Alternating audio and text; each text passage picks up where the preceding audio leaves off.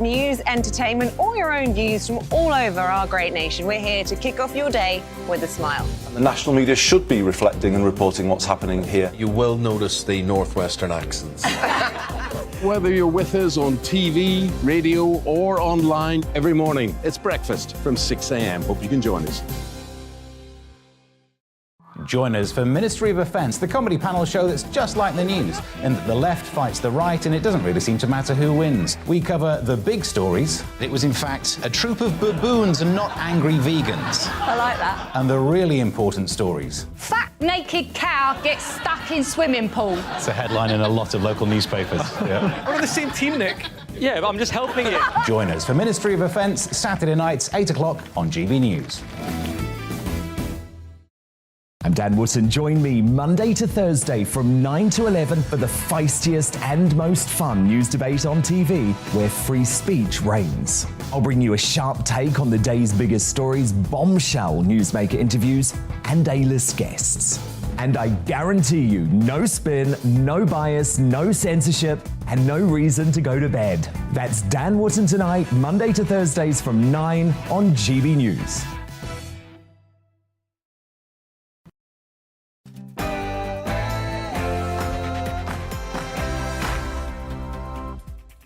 Good morning, it's 9:30 and this is The Briefing with me, Tom Harwood, on your TV and your radio. Now this morning we'll explore what that cost of living package actually means. It's had time to percolate. How will it help? And how much will it cost the country? We'll also explore changes to the Ministerial Code. What on earth's going on and why now? And finally, just how safe is the Prime Minister? It all seems to be slipping a little bit after the safety of last week. All that to come after your morning headlines.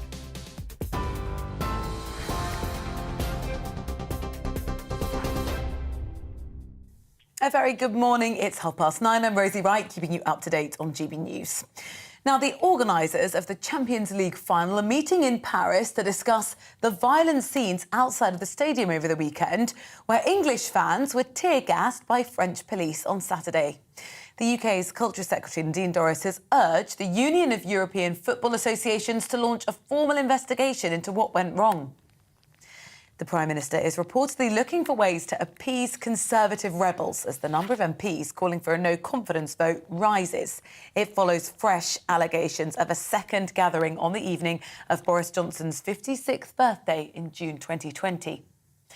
Ministers have been warned that as many as 6 million households could face power cuts this winter if Russia cuts off more supplies to the EU. Well, the Times newspaper says the government's drawing up plans to ration electricity in case of major industrial gas shortages. The Department of Business, Energy and Industrial Strategy says the government's fully prepared for any scenario, even those that are extreme and very unlikely. In Ukraine, Russian forces have entered the outskirts of Severodonetsk, a city that's become a key objective for Moscow's offensive in the eastern Donbas region. A regional governor reports the fighting is very fierce there. President Zelensky says around 90% of the buildings are damaged and there's no telecommunication in the city. Drivers here are being warned to expect long delays on popular routes during the Queen's Platinum Jubilee weekend. The RAC estimates that nearly 20 million journeys are planned between Wednesday and Sunday. Friday is expected to have the most congestion. We're on your TV, online and DAB+ radio. It's GB News. Now let's head back to The Briefing with Tom.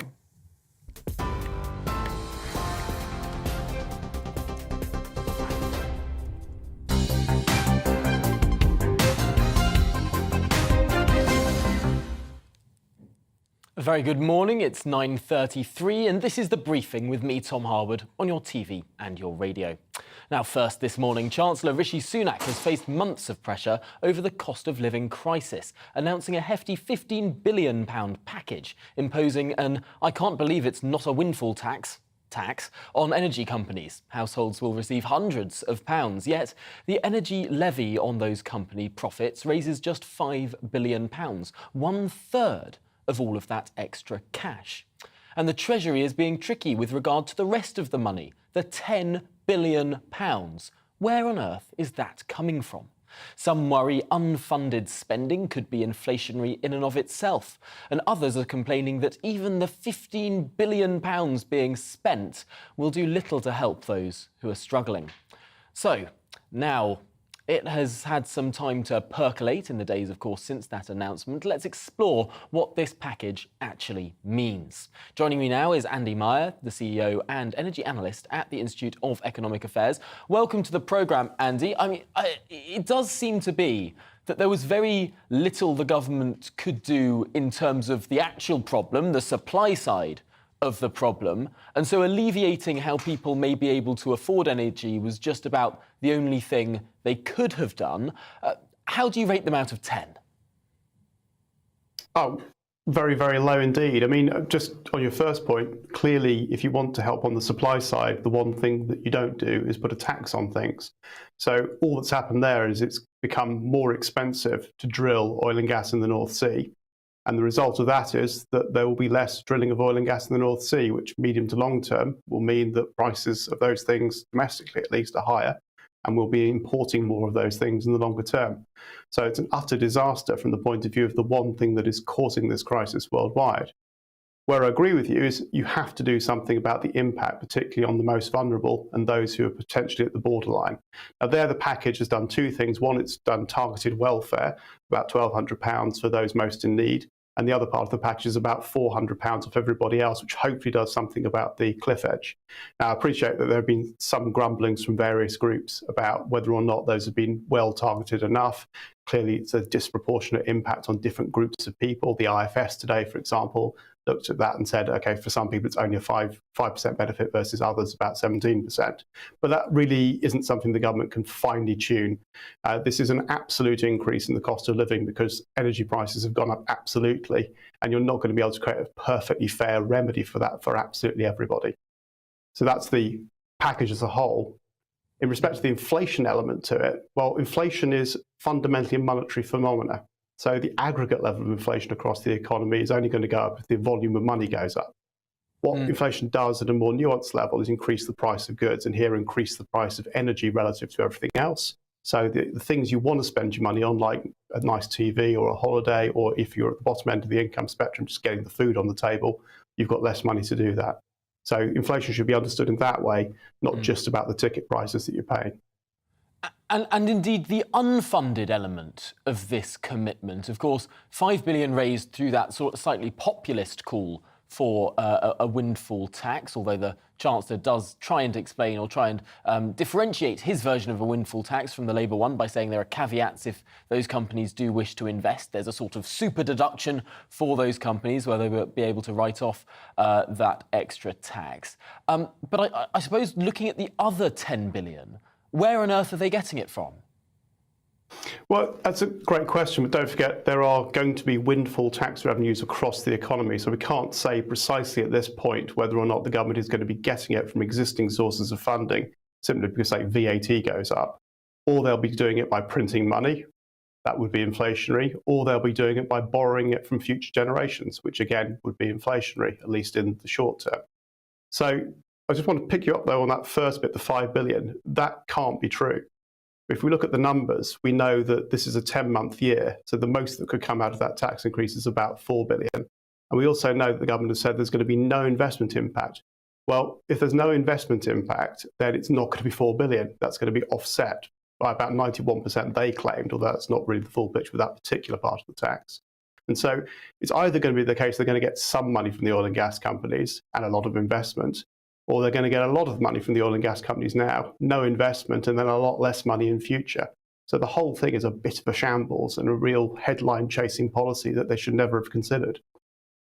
Is this potentially just some pretty nifty spin from the Chancellor in that case? If all of these companies do a superb amount of investment in the North Sea, if all these companies do a superb amount of investment into our economy and in our transition to net zero, then not that much cash will be raised at all by this measure, but we still get the headlines of a windfall tax. The government wins because a windfall tax is popular right now, despite what the impacts of a windfall tax might be in the medium to long term. And indeed, the United Kingdom may win as well with that extra investment, and the government, I suppose, will scrape up the cash from those extra VAT receipts from the inflation that we're seeing around the rest of the economy. So prior to the imposition of the windfall tax, BP and Shell said they were investing about £43 billion between them, both in the North Sea, but principally in net zero projects. BP has already said we're going to be reviewing that portfolio, which is wise, they have to. Shell have said, well, hang on, we're not getting any benefit at all for our net zero projects from this tax investment allowance. So all that happens is it's an incentive to invest more in the North Sea, or rather to be taxed a little bit less on the new investments you'd already had planned. So we should expect investment to go down, and particularly with the smaller companies that don't often get the headlines, where their projects are much more marginal. They won't necessarily be able to afford a project that has a 65% tax rate on it. I suppose finally in this conversation, Andy Meyer, we're seeing some concerning headlines around energy security in this country. Now, this isn't something that any sort of subsidy can fix, but potentially we're looking at blackouts this year. Well, this was the headline from the Bayes scenario planning just over the weekend, and it is extraordinary. These things would have been going on while the Cabinet was considering whether or not to impose the windfall tax. So one part of government is saying, if we don't have enough gas, we're going to have blackouts. And the other part of government is saying, we're going to tax gas domestically, which is a surefire way to ensure that we won't have enough gas in future. So it's totally extraordinary. Now, the good news from that, though, is that it's highly unlikely that we will experience blackouts in the near term. What tends to happen is there is a cascade of different things that the national grid can do in order, for example, to shut down heavy industry. Not a good thing, but something that means that you can prioritise hospitals and homes in terms of heating and lighting. So there isn't yet a fundamental and substantial risk of this happening, but there could be if the government keeps going down this path of trying to make oil and gas as expensive as possible and discouraging domestic investment. Let's hope that those disaster scenarios do not come to fruition. I suppose all we can do is really cross our fingers with how the global market is looking right now. But for now, Andy Meyer, thank you so much for joining us this morning on The Briefing, of course, CEO and energy analyst at the Institute of Economic Affairs. Well, moving on to our next story today, tweaks to the Ministerial Code have been announced over the weekend that allow minor rule breaking without the expectation that ministers should resign or indeed face the sack. At the same time, the Independent Advisor on Ministers' Interests will now be able to launch investigations without those investigations having to be instigated by others. All of these changes come at an awkward time for the Prime Minister, who himself has been accused, albeit not proven, of breaching the Ministerial Code, accused, of course, of misleading Parliament about lockdown gatherings in Downing Street. Now, of course, misleading Parliament will not be considered to be a minor breach. It would still be a major one, and one that ministers would have to resign for. Ministers, of course, would still be expected to resign in that case. Yet, all of this reform to the code comes at a very awkward time for the Prime Minister, as pressure is mounting on him over his personal behaviour. Well, joining me now to talk through exactly what's going on with the Ministerial Code and hopefully explain what on earth the Ministerial Code is Christian Wakeford, Labour MP for Bury South, and of course many will remember formerly a Conservative MP for that seat. Welcome to the programme, Christian. Good to have you this morning. I suppose your reaction, first of all, to these tweaks to the Ministerial Code. Surely this is something that was expected to come about at some point this year. There had been a review that was going on for some time. I think there's a difference between a recommendation and a fundamental change, but how do you define a serious rule break? I mean, we've got a criminal Prime Minister who's actually been proven to have broken the law. We've had a Home Secretary who's been accused of bullying her own staff. We've had certainly senior ministers also under investigation at the moment. So what rule do you have to break for it to be deemed serious? So it's very kind of circumstantial timing where it looks like the Prime Minister is basically trying to take his bat and ball home because he doesn't like the rules he's currently playing to. You know, if anything, he's showing that he's not only a threat to democracy, but a threat to the rule of law itself. If he's going to try and show that rules can be broken, laws can be broken with no real kind of recompense and punishment, then why should anyone else follow the law that his government is trying to force on everyone? It's absolutely wrong. The timing is even worse, but he really should be going back to the drawing board and rethinking this. And yet it wasn't his proposal, of course. This is something that's come from the Committee on Standards in Public Life, who published a report very, very recently in November 2021. And I think we can have a little look at some of that, what was in this report from the Committee on Standards in Public Life. 311 of this report talks about how compliance may be undermined by conflating major rule breaches with minor ones, saying, to those outside government, a relatively minor breach of the process can be misunderstood as a serious breach of ethical standards. Now, that's come from the Committee on Standards in Public Life. Do they have a point in terms of their recommendation to make that differentiation between a major breach and a minor breach? Well, I think the difference here is who is the one who justifies what is minor and what is serious. Again, it's the Prime Minister, because the ultimate arbiter of a ministerial code is the Prime Minister. So if he decides that actually it's just a Westminster bubble type issue, or it's not serious in his eye, and this is again a Prime Minister who has been guilty of breaking the law, then there isn't going to be any punishment. There isn't going to be any justice. There isn't going to be any punishment. So whilst I think it's okay to try to justify the difference between minor and serious, the ultimate arbiter is someone who clearly can't tell the difference himself. There could be scope for this sort of reform, of course, because it was proposed independently. Might there be some sort of accordance that could be made here that does accept that that there are some things that would be a minor breach of the rules that might not be the most resignation-worthy affair, and there may be other things that are clearly much more resignation-worthy? Might a more independent process attached to this rule change be something that could win over Labour's support? Well, I think an independent, and by independent, I mean truly independent, and we've seen certainly comments this weekend about the true independence of the Sue Gray report, when Number 10 have supposedly tried to call her in and try to put the weight on and try to say, can you take some of the names out and water it down slightly? Independence will go a long way, but again, if it can be overruled, then it's not worth the paper it's written on. It truly does need to be taken away from a Prime Minister's side, his power of veto. Because if it's completely down to him, then there isn't going to be any justice. We've seen honourable people in the past who resigned over, inadvertently misleading the House. I think of the late James Brockager, who resigned as a minister when it turned out that his cleaner didn't have the right immigration papers. He didn't need to, because he didn't know about that, but he thought it was the honourable thing to do.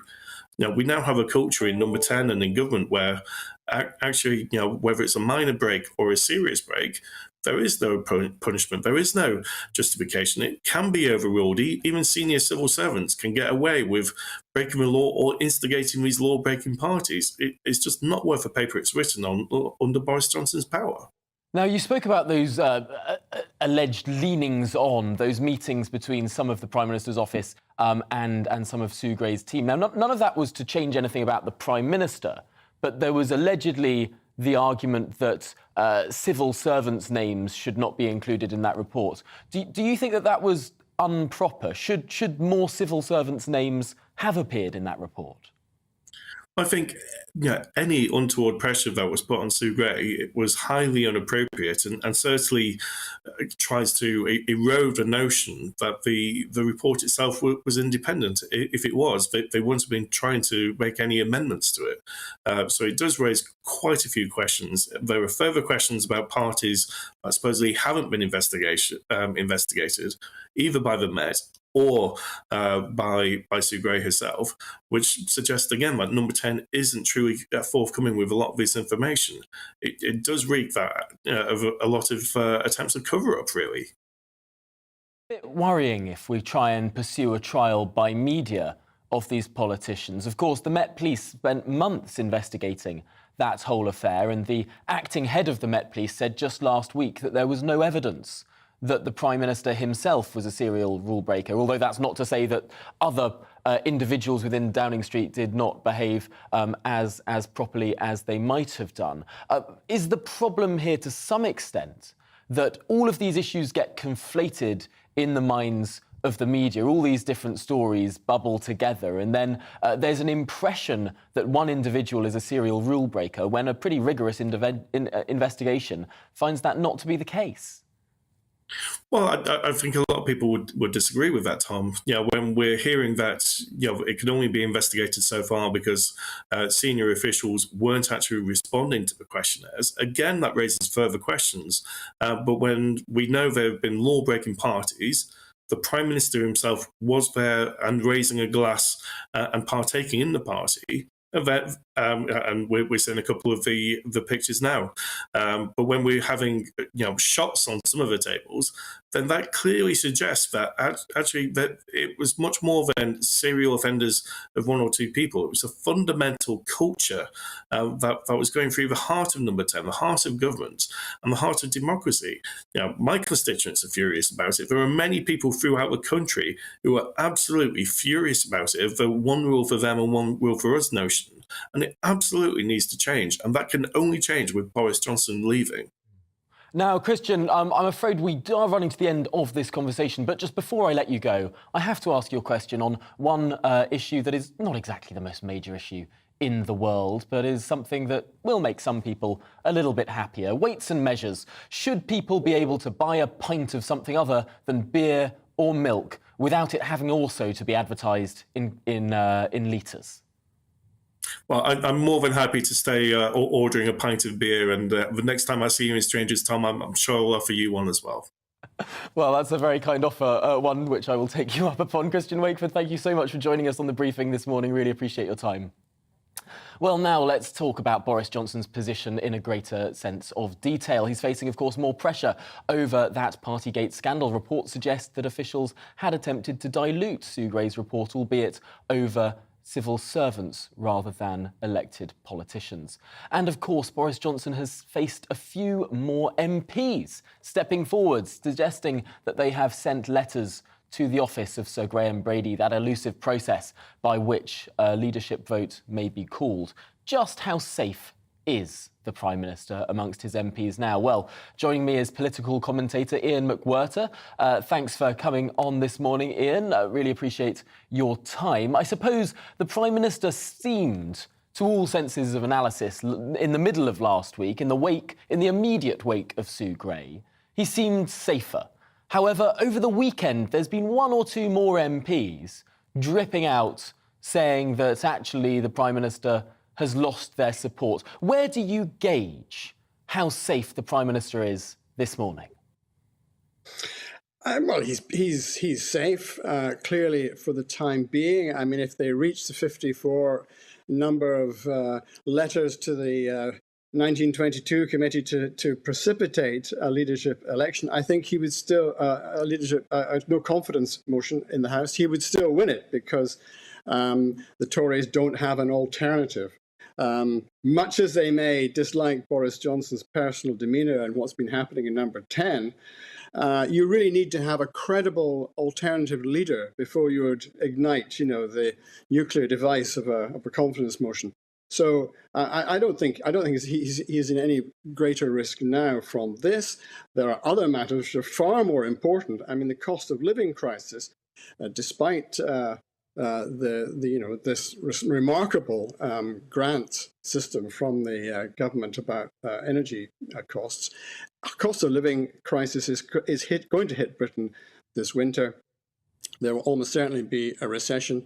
The Bank of England has been asleep at the wheel and it's allowed inflation to rise up to double figures.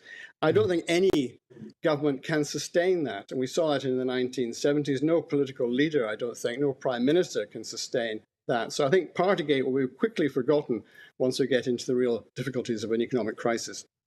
It's interesting because both of the detractors of the Prime Minister, but also the supporters of the Prime Minister, point to the crises that the world and indeed the United Kingdom are facing right now. The war in Europe, the double-digit inflation that we're soaring towards, not just in the United Kingdom, but in the United States of America and continental Europe as well. I wonder, do all of these crises work well for the Prime Minister, or to some extent could it be seen that they're working against him if he's not seen to be a particularly serious individual at the heart of Number 10? Might those sort of crises rally support against him? Well, I don't think any political leader can survive the kind of economic disturbance and dislocation that we're about to experience. I mean, there will almost certainly be a recession, and as I say, people's living standards are going to decline markedly. And while the war in Ukraine has boosted his standing on the international stage, he's been able to claim legitimately that he got in there first with sending arms to Zelensky, where the European Union appeared to be very flat-footed, at least initially. And it still is a problem. Clearly, there's a problem over getting Germany to cut off the umbilical lifeline to Vladimir Putin provided by the oil and gas. But I think I think we're just moving into a very different era. We have to think now in terms of the 1970s and the kinds of turmoil that we saw. I mean, there's going to be a lot of industrial unrest. Clearly, you see that in Scotland, where train drivers have managed to secure a very large payment from the Scottish government, who's just nationalised the rail service, the ScotRail up here, and is so determined to make it a success that it'll pay the train drivers practically anything they want. And that's going to lead to a knock-on effect throughout the public sector. You're going to see that in England as well. You're having the worst general rail strike this summer that we've seen since the 1970s, and of course all other groups of workers are going to pile in there as well. So we're going to a very, very different era of politics, I think. And historians will look back at Partygate and they will seem utterly amazed that British politics and the media was transfixed for fully 6 months over such a trivial issue, an absurd issue which affected nobody, was not in danger. Didn't endanger the lives of anybody, and was also largely based on compromat. Wow, what an extraordinary situation. Double-digit inflation, the potential for blackouts and indeed industrial strife. I thought 1970s were in the history books. Well, potentially not. Ian McWhirter, you've painted a very bleak picture for what may be approaching towards us. We'll keep a keen eye on what goes on, but thanks for joining us this morning. Ian McWhirter, political commentator, of course, really appreciate your time. Now, coming up, that's To The Point with Patrick and Mercy. That's it for the briefing with me this morning. But first, here's the weather. Looking ahead to today's weather, and it's going to be rather disappointing for late May, with cool and showery weather for many places. There'll be plenty of showers across southwest England this lunchtime, some heavy downpours likely in places, especially through the spine of Devon and Cornwall. Temperatures in the low teens. A good scattering of showers across London and southeast England too, but there should be some sunny spells in between. It's a similar picture across South Wales. Further north across Wales, it's likely skies will be more generally cloudy, still with the risk of showers, generally feeling quite cool too. After some morning sunshine across the Midlands, skies will be increasingly cloudy at lunchtime, with showers breaking out here and there. Even with the light winds, get out of the sunshine and it is going to feel cool. Largely cloudy skies across northeast England, with showers merging into more general rain at times across Northumberland. Temperatures really quite suppressed, barely making double figures in places. Limited brightness on offer across southern Scotland, with the wettest weather likely for the borders, and any rain more showery towards the central belt. Again, it's a chilly feel if you're stepping out. A bit more sunshine across Northern Ireland, but this is going to be interspersed with plenty of showers, some which could be on the heavy side, temperatures around 11 degrees. Showers will continue to affect